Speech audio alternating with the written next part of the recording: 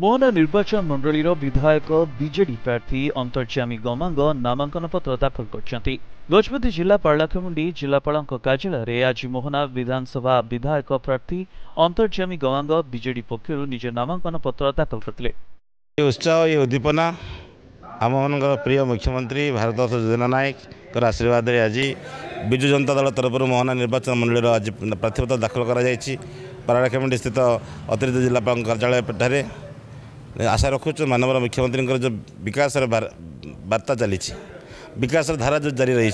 घरे घरे गाँ गाँव प्रति क्षेत्र में आदिवासी गरीब श्रेणी संख्यालघु साधारण गरीब श्रेणी लोक आज जो द्रुत गति विकास चली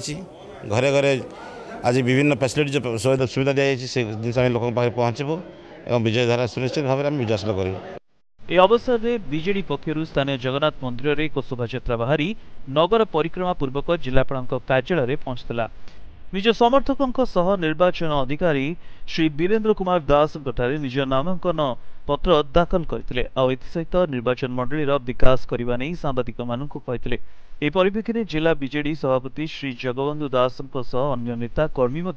ए समय उपस्थित रही। गजपति जिलूर मुक्तिमंडप दंडसेना रिपोर्ट प्रतिनिधि टीवी।